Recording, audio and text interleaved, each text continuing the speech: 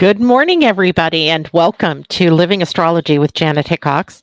It's time to grab your cup of coffee or your tea, sit back and relax so we can chat about what is happening up in the stars above us this week. How many of you got to see the eclipse last night? Not me. I fell asleep. It was just after midnight, too, and I could have been awake, but I've been so tired. So much going on in my life that I just passed out and didn't wake back up. But it was never going to be one of those big flashy kinds of eclipses. The ones that we all, want to get our special glasses or we want to make sure we're up. We set the alarm to go and see. And that's because it was a penumbral or lunar eclipse, which means it's not really in as close of alignment, so we don't see as much of the moon disappearing as we do in other ones. However, on an energetic level, the eclipse is still very powerful, and we are just now kind of starting to discern what the eclipse might have brought to us. So today, that's what I really want to talk about. I want to talk about how we move forward from here. I want to talk about what you do between now and the very powerful solar eclipse coming up on April 8th, which is literally just 2 weeks away. If you can believe this, it's the last full week of March. Seems like just yesterday it was March 1st. Kind of crazy how fast time flies. And as we start to move through this window period of time, there are several things that we can be doing on our own behalf to help us understand what has been changed for all of us or what changes need to come next. And I was chit chatting with a friend this morning who said she hadn't noticed anything. That's okay, right? Not all eclipses are going to affect all people in as powerful a way as they might be affecting you or me, right? And that has a lot to do with how it sets up across the information in your own birth chart, right? So if you have a lot of planets sitting underneath that eclipse, either in conjunction or opposition to the moon or conjunction opposition to the sun, then likely you're going to feel it in a far greater way than you would if um, it would be in no man's land, which can happen, right? Sometimes, based on your chart, these major things can happen in a sort of no man's land. In my own life, this is not the case. That eclipse was sitting right on top of an angle for me. And the angles, the AC, IC, DC, or MC, the angles are very sensitive points. Even though they're not considered planets, they're very sensitive points. So if you or someone you love had a chart where the angles were being hit during the lunar eclipse, then that's a probable impact for you. So Night nevertheless, all of us have been impacted in some way by this eclipse, so that's what I wanna talk about today. What do we do after a lunar eclipse, and what do we do before the solar eclipse, right? Because that's the pattern that we're in right now, the lunar eclipse first, and then the solar eclipse. Now, sometimes it's the other way around, but right now we have the whole completion, revelation piece first, and then we have the new beginning that comes with the next eclipse. So let's talk about that. Good morning to those of you who are checking in with me. Happy Monday to all of you. Allison D, it's been a long time since I caught you live. It's good to see you too, Allison. Patty Hickox, hello. And Pam Zaruba. Retro Shadow is kicking butt since Monday. I have to just laugh and lean into it. That's a good one. That's a good one. Pam Narges, good morning to you. Christine, good morning to you. And anybody else out there that I don't see inside here. Let's see. LS, aka Chester's mom, says, I so pray these eclipses and retro shadows leave me alone until after my move out of state this weekend. It was all planned a long time ago. So that's my prayer of ease. And likely you are just fine. To you, it might be a culmination of all of these energies. Okay, so just to update you all about what is going on in my own family, Chris, my son-in-law, did have a heart attack on Friday after all, and because they caught it early, there was no heart damage. He had a clot that I guess blocked the left upcoming vessel to the heart, and that's where the pain was coming from. They were able to put a stent in his heart, and he already went home. He went home on Saturday morning and he's doing fine. However, his father is in the process of dying. And of course, that has created such stress for him and the rest of the family. My own sister rallied again this weekend, yesterday. So I actually have had my bag packed sitting right here in case I had to shove off quickly. I'm kind of off I may actually get to unpack. I'm not sure if I will or not. I told Terry, I'm just gonna unpack and then I'll repack, but ugh, that just leaves me open to forgetting something. So, anyway, at this point in time, all is well. Hopefully, I can get through this week. Today being Monday, of course, I do my show, but Wednesday at 8 a.m., Tam and I will be on to talk about the upcoming month of April, right? Because that's what we do, Astro Inklings. And then I will be here on Friday for the final show of the week. So you get me 3 times this week, hopefully, without anything else happening. So let's see. Let's start the conversation with what do I do after a lunar eclipse? I experienced this eclipse well before the eclipse, and that's not unusual, right? Sometimes the things that are um, meant to transform or change in our lives happen before the actual event. And that's because, these are not just like exclamation points that happen on a day. Of course, the eclipse did happen on a day, but the energy of it is building beforehand. And then there's a sort of break in the tension of it during, and then there's the aftermath, right? And in this sense, the aftermath is also a lead in to the next eclipse. So there's a pattern set up here of a lot of different things that we could be experiencing during this period of time. And it's kind of amazing. Um, and it's also kind of disconcerting. But yesterday, actually, I felt a shift. I've been sort of head deep into all of these things that have been going on in my family. And yesterday, the sun was shining so brightly. It was such a gorgeous day. I said to Terry, let's just go. So we got on our bikes and we rode. We did a 23-mile trip yesterday, round trip. And it was so freeing, right? And it felt so good. And I then realized where the lack had been in my life and what the universe was seeking to balance in my life. And that was to get out of the cloistered, emotional, workaholic sort of feeling that I've been in versus getting out and taking care of myself and honoring the cycles of time, nature, right? I hadn't even really ever sat and welcomed the spring equinox, right? It's just there's been so many intense things. So yesterday felt like a big shift for me. And all of you in some ways might be feeling that kind of energy in your own life right now based on, where this is happening in your own life.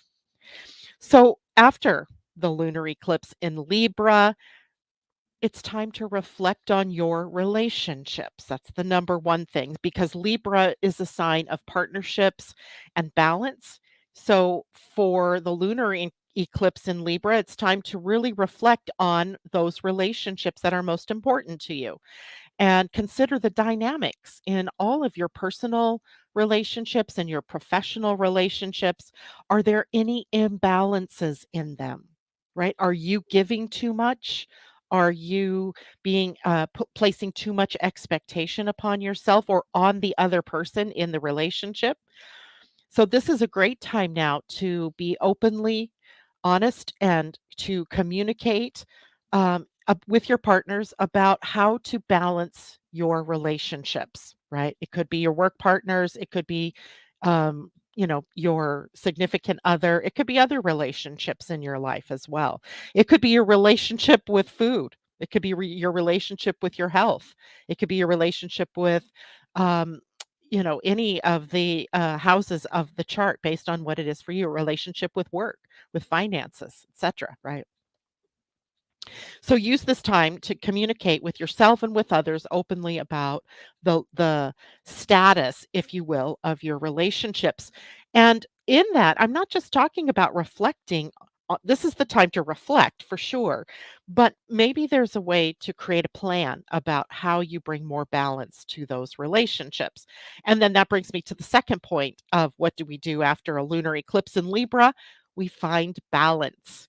Now, lunar eclipses are often going to reveal to us in this case, because this one was in Libra, what the areas of imbalance are in your life. And I got that revealed to me quite powerfully yesterday as I'm riding along thinking, when was the last time I was actually out in nature and enjoying the wind, the sun, the air, even the rain, right? When was the last time? And I couldn't remember when the last time was. That's kind of like, wow, out of balance completely. So the lunar eclipse may have revealed to you where you're out of balance in your own life. And then you can reflect on where you may be overextending yourself or neglecting your own needs, right? Those two things, those sides of the coin. And then focus on finding the balance in all areas of your life, including work and relationships and your personal well being. And that might mean you have to learn how to set boundaries now, prioritizing your self care. Because if you go down, how are you there to help anybody else? Right? That's the thing. Learning to say no, learning to say no when it's necessary, right? Learning to say yes in the right way and to the right things, right? Finding balance.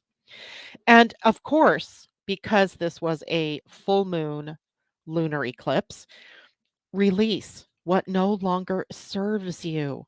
You know, eclipses are powerful times for us to release and let go, especially the lunar eclipse, because that's the full moon, right? And the full moon is a time for releasing and letting go and shedding everything that no longer serves you, or shedding old beliefs, old patterns. And again, a lot of that depends on how this is playing out across the chart, that your personal chart, right?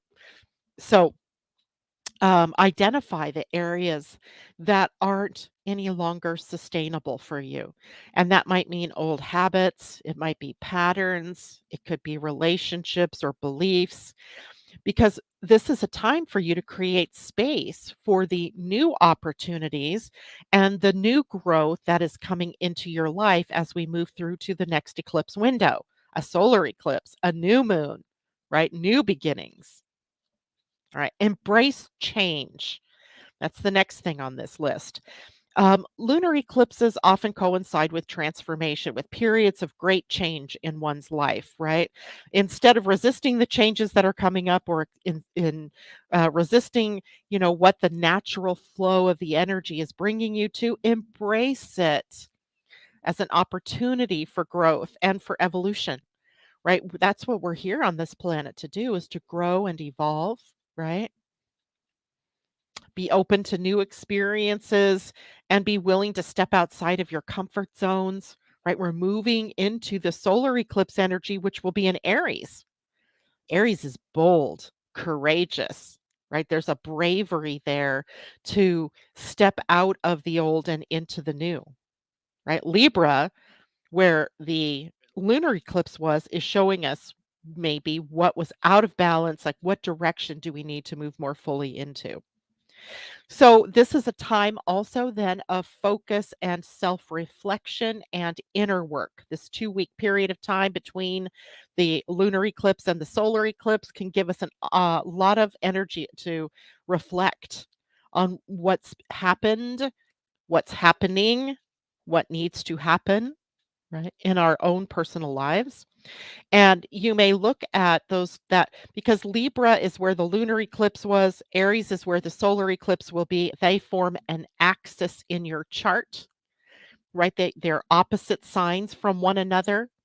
So we have to balance opposing forces.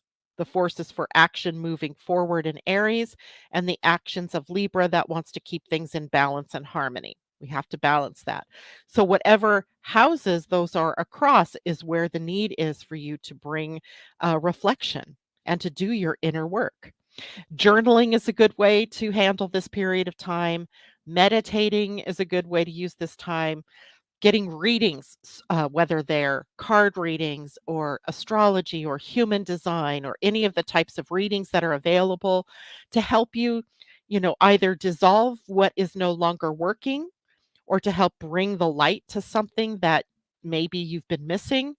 But this is a great time for all of those tools that we have for exploring our emotions, our beliefs, and our patterns, because it's a time to break the patterns and use this time to gain greater insight into yourself and your inner workings. What's holding you back? What are you afraid of? What what does success mean to you? What does failure mean to you? I mean, we could go on and on about all the different things that you could be uncovering for yourself about yourself and understanding yourself better in the context of your families and your relationships. Also, taking a look at subconscious beliefs, limitations, what's holding you back, right? Those are patterns again that, the sub we all think that we're conscious and we're moving through our lives in a conscious way, but the subconscious is actually running the show, right? The subconscious holds the patterns that have been set in place either in this lifetime from your early years, maybe even past lifetimes that you've brought with you into this lifetime. And when you come up against problems or blocks or new things in your life or the need to change, you run up against those subconscious patterns. I see it all the time, right? In myself, I see it in others.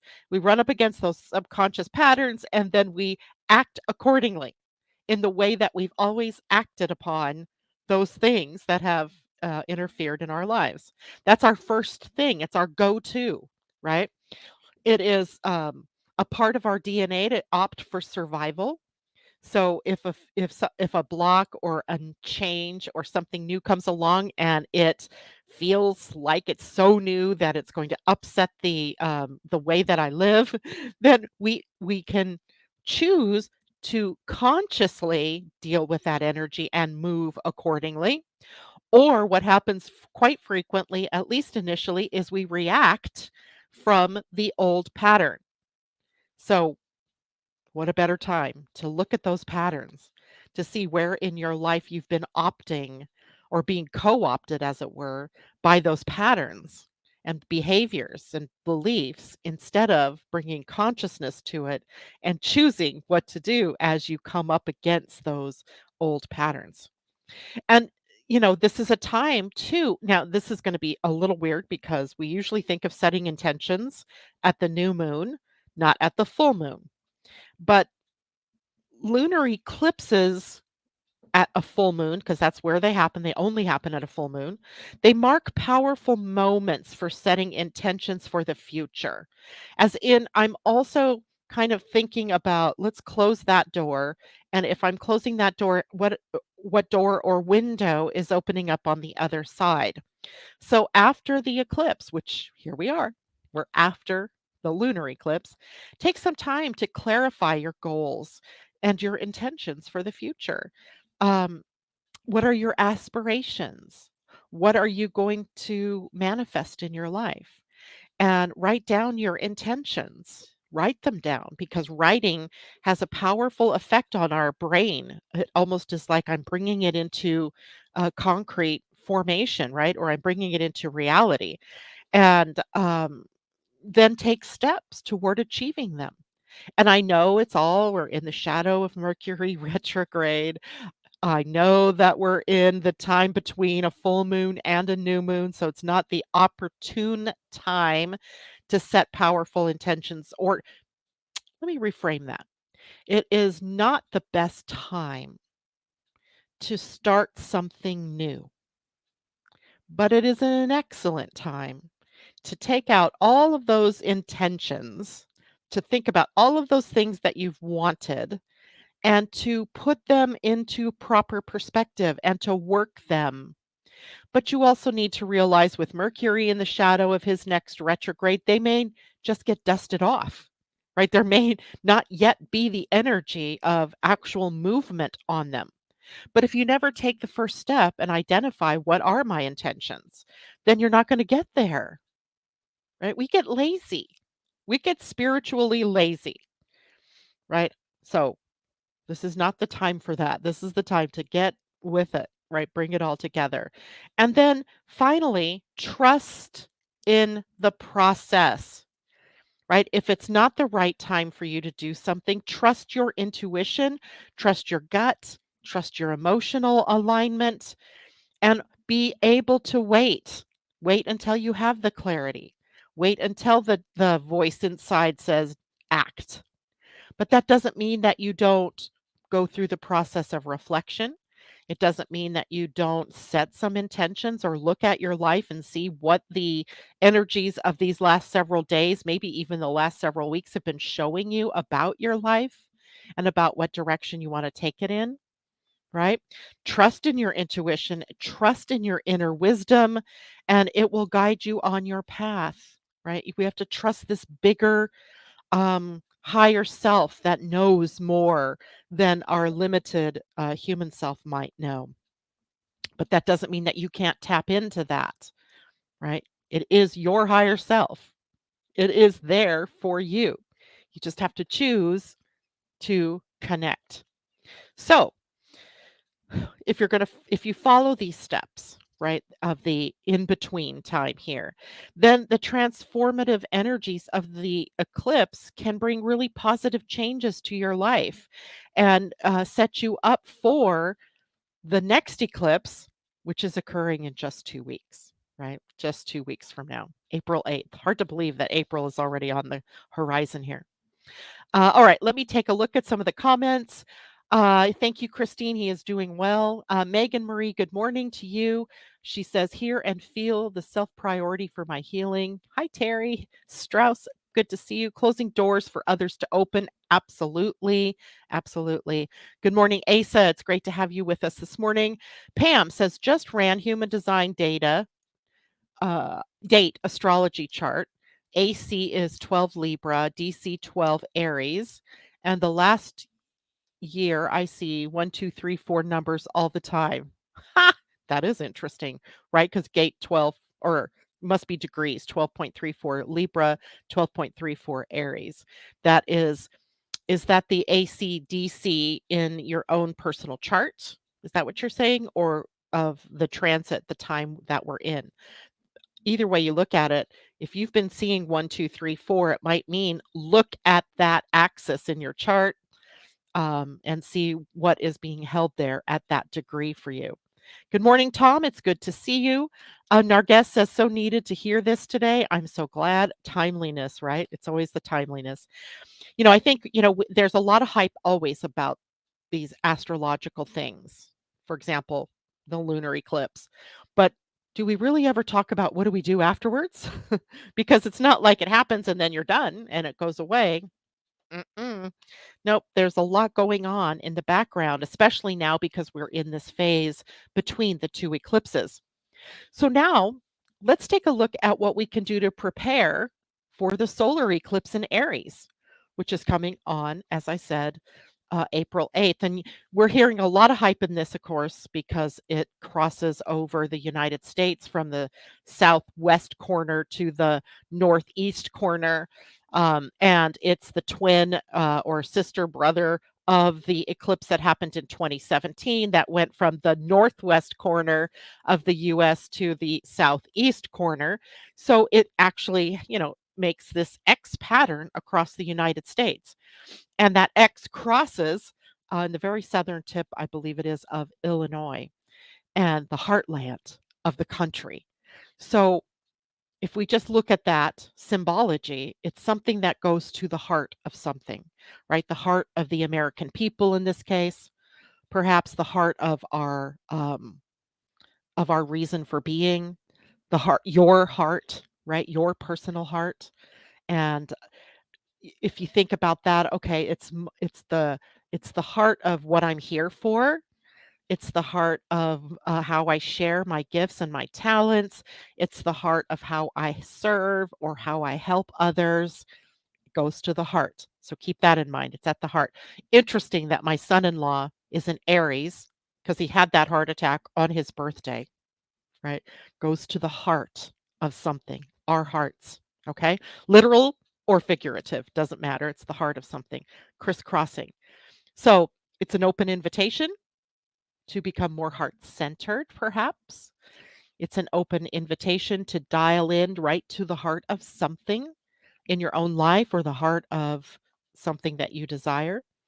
So it's a significant solar eclipse, just like this moon, even though it wasn't a visible beauty, it was something to contend with, right? It was something important for us to understand.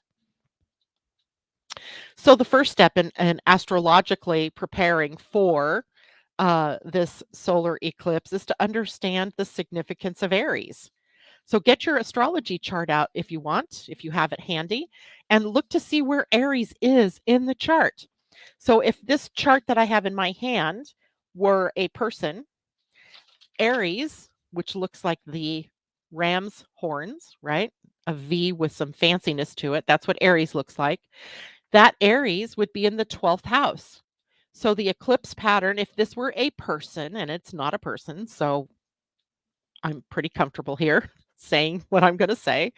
Um, this Aries, if this were a person, is going to be dealing with a lot of subconscious patterns because the change energy, the new energy in Aries, which is bold and courageous and steeped in independence and releasing codependence, is ruled by the planet Mars. So we have action orientation, right? We have action that needs to be taken.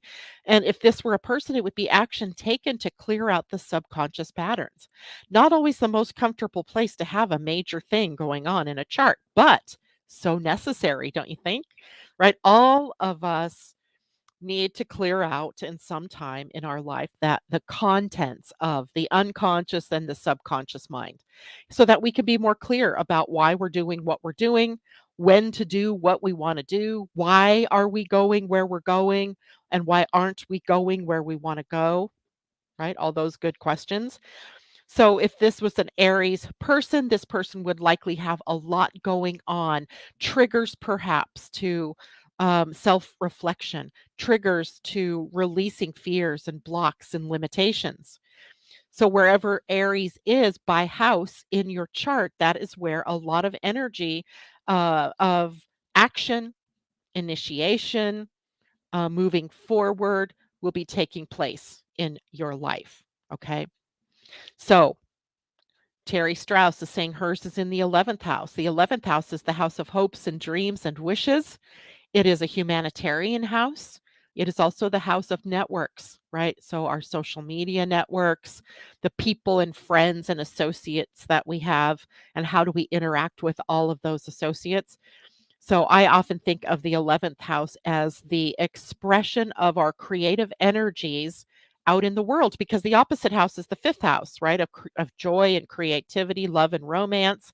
So the 11th house is how we share of those things in the world. And that is primarily guided by what our hopes and dreams are.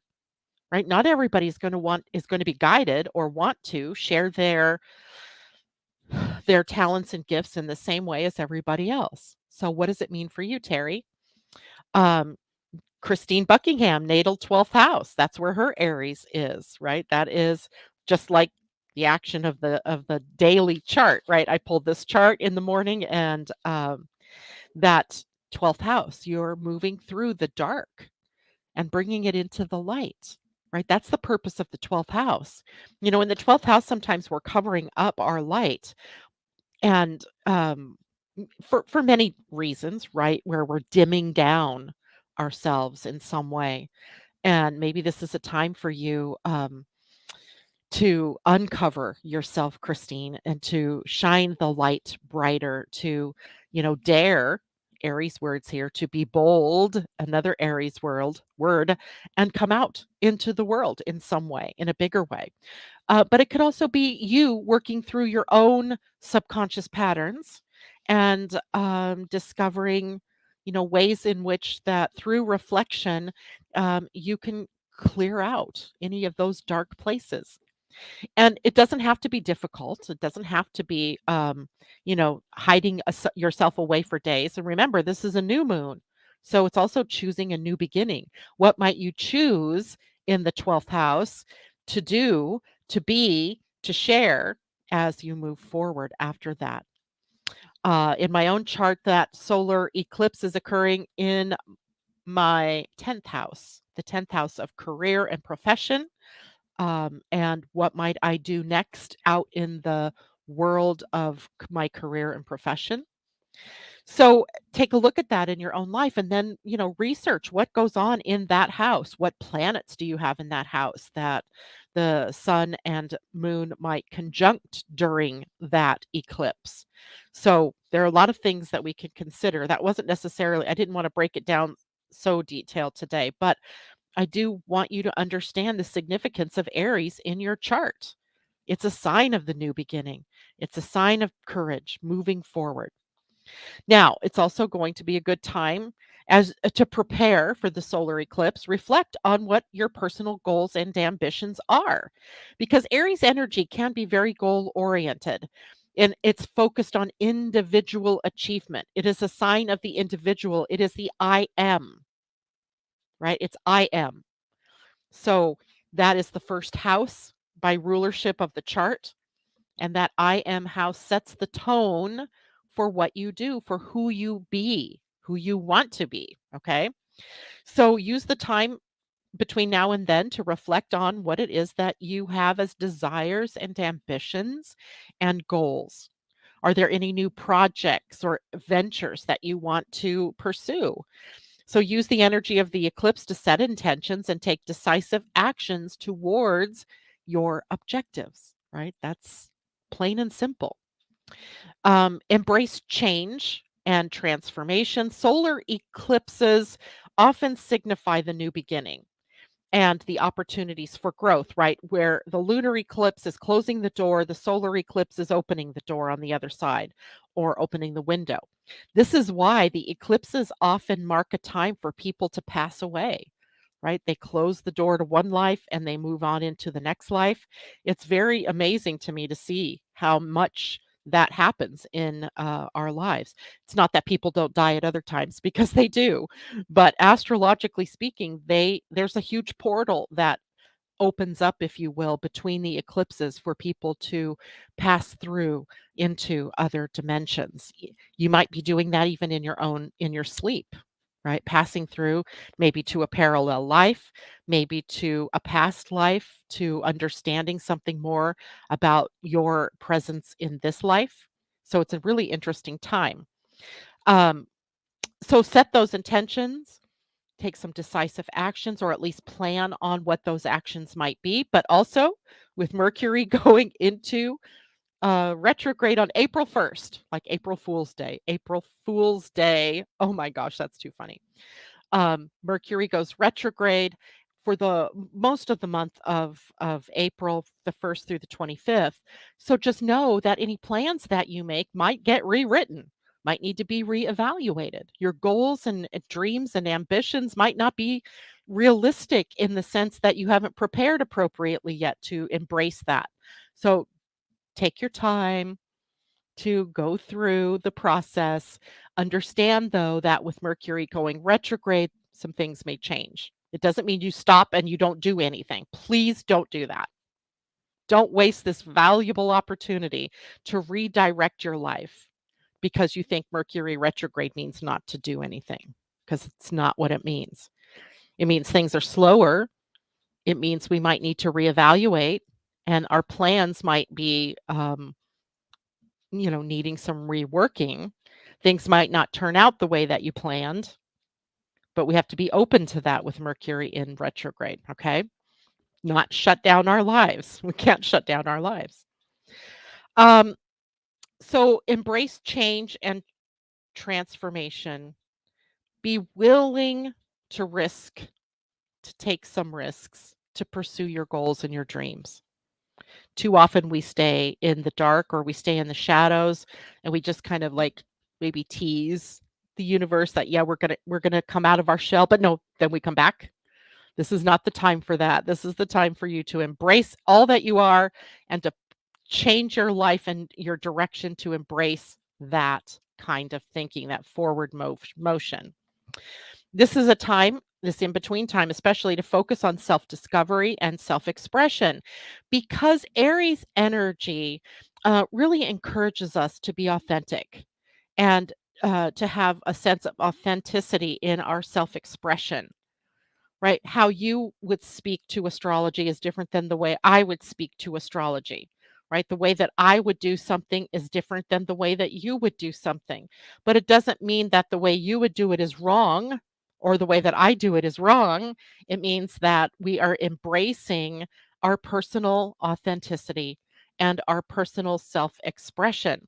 So explore your identity. All of those planets in Aries, the sun, the north node, Chiron, Mercury, Eris. Forgot about Eris. They're all in Aries. So what do they represent for you?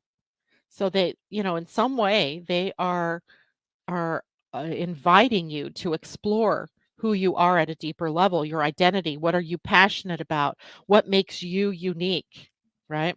And then express yourself creatively and authentically, whether it's through art or writing or business or any other form of expression, right? Musically, right? It's not all about creative art. It's about how do you bring out and express yourself creatively. Now, while Aries energy can be dynamic and can be really exciting, we must stay grounded during this time as well. That's super important. So, we still want to practice mindfulness. We still want to practice meditation or any other grounding technique that you use in your own life, right? To center yourself amidst the intensity of this eclipse energy, right? Because it is so intense there we can be, very caught up in the moment, right? And getting caught up in the moment, you might be caught up in the wrong moment, right? So we have to stay centered. We want to stay focused. We want to stay balanced so that we can navigate the changes that might arise or the challenges that might arise for us during this period of time. Again, pay attention to relationships and the dynamics within your relationships. While the sun and earth are very clearly going to be in Aries during the solar eclipse, it's still pulling in Libran energy from the other side. And that Libran energy is the energy of co creation, collaboration, cooperation, balance, and harmony, love, right? It's ruled by Venus. So pay attention to your relationships and to those dynamics that are happening between you and those you love. Aries energy can be very assertive and it can sometimes be confrontational. So be mindful of how you enter into conversations or how you interact with others. Focus on healthy communication, right? Saying what needs to be said, but in a way that isn't horribly demeaning or overly critical, right? Or in a designed to hurt somebody in a way, right?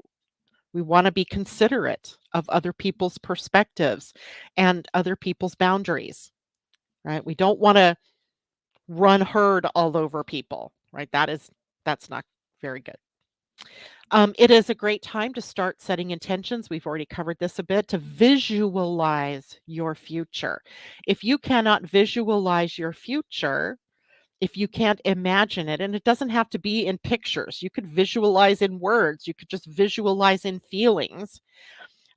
Because this is a potent time for setting intentions and for planting the seeds of the future, you have to take time to visualize your goals. What's it going to look like when it's done? What's it going to feel like? Who's going to be there with you?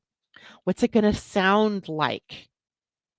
All of the senses can get involved, and not all of you are visual people, right? Sometimes I visualize, but other times I feel, right? I feel. And set clear intentions for what it is you want to manifest in your life. Be clear. Now, that doesn't mean that you stay attached to that visualization, right? Don't stay attached to it. Say this or something better, right? This is what I want. This is how I visualize this happening, but I am open to it happening with ease and grace. I am open to it happening in the highest and best for me, for the universe, right?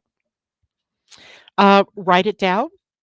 Write down your dreams, your goals, your intentions. You might create a vision board for it. That just reinforces, what it is that you desire. Again, you do not have to do that. For some of you who are, some people are very much outcome oriented, right? Some of you are. Maybe 50% of you are. The 50% of you that are outcome oriented, a vision board works really well, right? Because you can see it. You have this outcome. I'm going to make $10,000 this month, right? And you've got that. It's your intention and you could see it and it's real and you put it on a board and wow, boom, right? But the other half of you, like me, are process oriented, which means it doesn't matter so much the outcome. Yeah, I have a goal, but it's about who I become in the process of achieving that goal. Just to share how this works sometimes is that at the beginning of the year, I decided that I was going to do completions, right? That was my key word for the year. And I finally, and I don't know how I've done this with all the chaos going on in my life over the last couple of months, but I finally finished my quantum human design level 4. I had taken all the courses, I had just not finished it. I didn't finish it. I finished it last week. So the finishing of it was an intention that I had. That was a goal. I finished several things actually since the beginning of the year, but I didn't put it on a goal board or a vision board. No, but I did pay attention to how I was feeling about myself as I was in the process of creating the intention. So some of you are about that, and others of you really need that number or that goal in visual form so that you can get to where you want to go. So, visualizing your future, that's one way to do it. You could feel it, sense it, taste it, touch it, hear it, right? It doesn't matter. And then trust in the process. Right? Finally, you've got to trust that the universe has a plan for you and that the energies of the eclipse are moving you closer and closer towards your highest good. Stay open to the opportunities, stay open to the wisdom that you take in, um, stay open to the blessings that come your way, and trust in your ability to navigate the challenges that arise, especially navigating them with courage, with openness, with resilience, right? Sometimes the way forward happens with a trip up, right? With a fall, with a oops, right? And being open to, well, how do I redesign this? How do I go on from here? What was the purpose in the oops, let's say? All right. So that should give you some really good clarity about how to handle these next couple of weeks between this lunar eclipse and the solar eclipse. And, don't be afraid to go all out, right? Don't be afraid. If you don't ever shoot for the stars, you'll never get there. So, it takes courage sometimes to really understand that this is what I've always wanted. This is what I've always dreamed. And allow for yourself to have that dream, to pursue that dream, to maybe even see yourself achieving it. It's a good time for that. All right. So thank you, JLo, for that reminder. Please take a moment and hit the thumbs up button if you are enjoying the video. Let's see, thumbs up is on Facebook. No, thumbs up is on YouTube. If you are on Facebook watching this, hit the like button. That is also a way that, lets people know this is a video worth watching. Share it with your friends and your networks and your social media. So thank you so much for that, JLo. Let me go back to a couple things. Let's see, what degree is the eclipse in Aries? I do believe that is happening at the 12-degree mark in Aries. Let's see if I can discern that from here. It is happening, by the way, on April 8th at 11:21 a.m. That is this in Pacific time? Yes, for Washington. Okay, so it will be 2:21 p.m. for those of you on the East Coast. And let's see, let's do a chart. Let's because I don't think I've done the chart yet for that. I will also speak to this a bit on Wednesday when I have Tam with me, because she is, of course, the one that is my Astro Inklings partner on Wednesday. And we'll take a look at all the energies of April, but in particular, the Aries new moon solar eclipse. It is, hold on, got to get the chart up. Holy moly. No, that sun and moon will be at 19 degrees 24 minutes. ASA, 1924. It was a very good year. And by the way, just to give you a heads up, that eclipse is in an exact conjunction to Chiron. Chiron also at 1924 of Aries. So, if you want to think of this eclipse as seminal, as like the pinnacle of maybe your life at this moment, right? The snapshot of how can I, because Chiron involved is, of course, a healing pattern, healing the wounds. So that might be, you know, the releasing stuff that we just talked about. Maybe it's about releasing the wounding so that I can clearly move forward without the baggage of the past, right? I'm shedding that old stuff, the old dialogue, the old beliefs, the weight, so I can come clean, so I can start fresh, right? It's all about the new. So, 1924 answers the question. Um, I trust, I love, I am God. I trust, I love, I am God wins. I love that. Natasha, good morning to you. In the last 2 weeks, I've shifted with many blessings with my relationships, with my business, money, husband, my new website. I love it. Megan, Aries in third, conflict in communication with my SO, significant other, clearly needs a shift, right? You know, the third house is an interesting place because it's also the house of the mind. So it's communication, but what we're often doing is communicating what we know, right? Or what we believe, or what we think is real, right? So communication is a part of this. But it's also about the mind and shifting in communication, while awesome, right? Shifting how you speak, it all begins with a shift in your mind, a change in how you see that person, of how you view communication between the two of you. Um, so, looking at your own self, remember self reflection first. So, how are you contributing to a lack of good communication? Um, Not to blame or shame yourself, but to heal the wound, right? To heal the wound. That's a part of this for you. So, it's a lot of work, right? That's powerful. And you have to remember too that it's across an axis. So, Megan, your ninth house is also coming into play. And the ninth house is your connection to your higher self, right? The part of you that knows love and has no boundaries versus the more limited third dimensional mind that is focused in, this planet. So, you have access to both during this time. It's perfect, right? For clearing the air, maybe, for moving in a new direction. Um, Wade, love, not war, worldwide. If only, right? If only. And of course, as I would say to anybody, if we want to see love, not war in the world, we have to start with ourselves, right? Where are we called into warlike behaviors, right? We may not actually be participating in war, but within ourselves, we are at war. And it's so easy to get here right now because we hear all of these things on the news, right? That are just uncredible, right? They're it boggles our minds.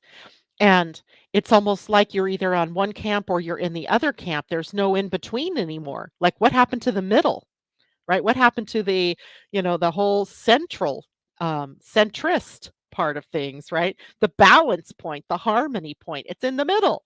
It's not on either end. So we also have to work together. We have to work on our individual um, sense of peace and love and harmony if we really want to see that out in the world. Tom, this or something better. Thank you, God puts you and the manifestation in gratitude. Awesome. Put them on the fridge to manifest too. We always look at the fridge door. That's funny. Like I put lots of stuff on my refrigerator. My upcoming insurance cards are there. The newest pictures of the grandkids are there. So it's a great place, right? I'll reach for something in the refrigerator a couple of times a day. So it kind of puts it in perspective. Good morning to you, Jane. Shoot for the moon, then if you miss it, you'll hit the stars, right? Megan, healing from a back injury and also feeling like things are going to take time, even though I had a plan for big change this spring. I know, let's unpack that for a minute. Because for one thing, a back injury, now, there's never an exact one-to-one correlation to astrology and the body. But there is a correlation nonetheless, right? In the body, Leo rules the back. And what is going on in the Leo part of your chart? Leo rules the heart, it rules the spine, right? And self expression and the idea of being authentically yourself. And a back injury just may be an indicator, not a causative effect of needing to take a look at how do I become more authentically me, right? An injury in the back causes you to slow down and gives you time between the healing and the next action that you can take. So I like to look at things, right? I had this big plan, and then all my family members started having health issues. And I'm like, okay, I just have to come to peace with being more aligned at this point with family instead of my career. I can only do what I can do.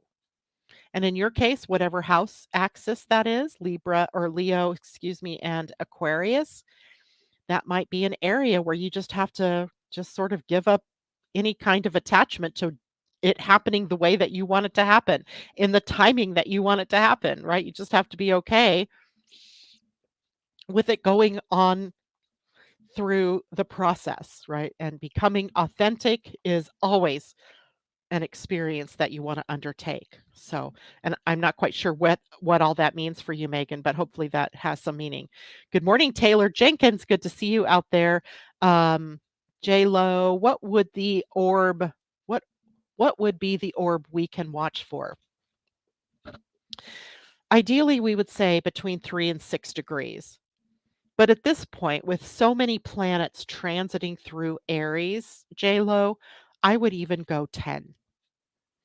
It would really depend. Like if you have an open Aries house in your chart, then I would keep the orb smaller.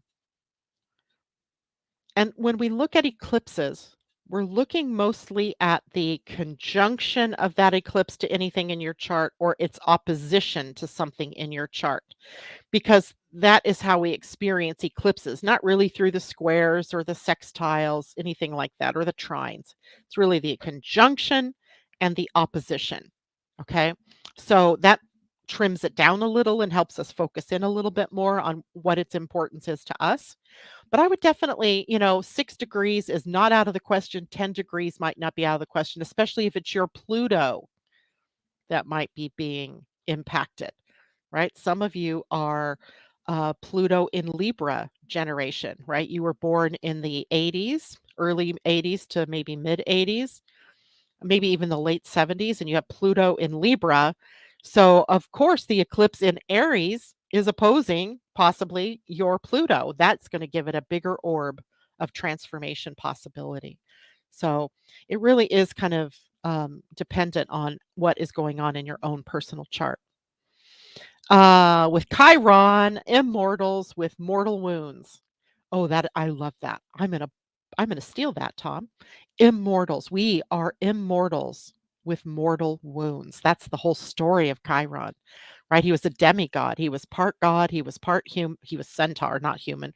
He was part physical and mortal, and he was part demigod or spirit, right? Immortal, if you will. And he suffered a wound, and he hurt from that wound. Um, so it's great kind of to look at how we are wounded, but we are immortal beings in immortal bodies, to be sure, but we are immortal. Almost exactly opposite my sun in Libra, Asa says, in the 12th house. So you too, like who was it? Christine or somebody was also going through that 12th house. What do I let go of? How do I release all the stuff that's extraneous, that does not fit, that is not me, so that I can be emerging out of this shadow, out of this time period, bright and shiny and new. That's a lot. It's a lot, and it's not necessarily comfortable either, but it's so beautiful once you do the work and you realize how much of yourself, how much of your light you've been covering up for other people, or for so other people won't see the true you. Jane Robinson, I'd love to learn more about human design. Do you teach classes? Yes, I do. Thank you for coming on live despite all that you've been going. I know. I just was like, sometimes you just have to keep going. Now, this week, I'm kind of excited because I'm going to stay home this week. I don't have to, unless something happens to my sister, I will be here this week because my brother in law has other family staying at the house. So um, I probably decide what next class to teach. And I'm sorry, it's probably not going to happen in March. So we'll do it in April, the next class on human design. Uh, Good morning. Hi, Terry. Libra moon at 2 degrees, Taylor says. So definitely calling you into this. Your Libra moon might cause you to sometimes give away too much of yourself. So bringing that in balance, Taylor, right? The collective Chiron is in the gate 51, and the eclipse will happen on the 51-57 transit because the nodes are there. 51, 57, right? 51 being the shock, the awakening, and um, wow, I just thought of this. My son-in-law, what a shocking thing to, at 43 years old, on your birthday, to have a heart attack. Wow. But shock has its purpose. It points us in a new direction. It shows us where we are not aligned with sustainability, because the 51 actually sits on the will center of the human design template. So the will center is about sustainably minding our resources, our time, our energy, our money, our things, right? So often the 51 in the awakening process will show us where we are out of alignment with our truth, our authenticity, with sustainable actions. So if you're being shocked, it's not always a bad thing. It's an awakening of some sorts. I'm guessing Chris had a major awakening, and I know he has, right? I know he has. All of us, though, are impacted by shocks at some point in time, and they don't always have to be bad ones, right? They don't all have to be heart attacks that wake us up. Sometimes it's that time that finally the work you've been doing for all your life comes to a culmination point and all your dreams come true. It, that's possible too, right? So we have to remember that while Chiron is going through 51, our wounds are being poked at, right? Your wounds are being poked at wherever those wounds are. And whether you have gate 51 defined by your own planets in your chart or not, every one of us now is being poked by Chiron, and the North Node is at the 51. We are being prompted by the universe to awaken and to move forward in a highly spiritual way, to let go of those lower mind exercises, right? The hate, all the lower energies, right? To, in some way, sort of heal the duality within us so that we're healing by reflection the duality outside of us, right? Thank you for bringing that up, Lo. That's awesome. And let's see. Thank you, Lo. That is really sweet. What if he needed the extra electricity to keep him going? We often see the negative and then notice the gift we have been given. I don't know what that's in relation to, but that's definitely possible. Um, and Asa says, I do have the gate 51 defined. I do believe it is your earth. So you're grounded in awakening. I love that. All right, last, it's 9 o'clock. I can't believe that. But I had one more thing to share with you about the week ahead, and that is Venus in Pisces moving into sextile with Uranus in Taurus. And that blends the energies of Venus, love, harmony, music, money, maybe music, with Uranus, the innovator, right? The awakener, the rebel, the sudden change, right? So we're blending these things together this week. So expect maybe romantic surprises, however that may play out, creative inspiration, the aha moment, the light bulb moments, emotionally being liberated, right, from something, financial opportunities, possibly, experimenting with things of pleasure, meaning helping, soothing yourself with the beauty around you, right? The beauty of nature. I was thinking the other day, you know what I really want to do? I want to go to the store and buy me flowers, buy myself flowers. Terry, that's a hint. You can buy me flowers too. But flowers because they perk up an environment, right? They make it beautiful in the house. Unconventional things might be happening this week as well. So overall, though, it encourages us to be spontaneous in some ways, to be very creative, to liberate ourselves from old emotional hurts and wounds, to be the light in your own life, right? To be the light that gives and gives to others. Explore new possibilities, all of that good stuff. I am going to draw us a card because I just heard we need a galactic heritage card. And okay, even though those cards are long-winded, let's do it anyway because that's what I just heard. Now, this deck is called the Galactic Heritage Cards, and they are by, I always forget, Lissa Royal Holt, and they take us to our brothers and sisters in the cosmos. And I want to say that everything that we're doing now in our own personal lives and in, the collective is to prepare ourselves to become galactic citizens, to join in with our fellow life forms in other galaxies. And the card I pulled is Imbalance in Positive Polarity.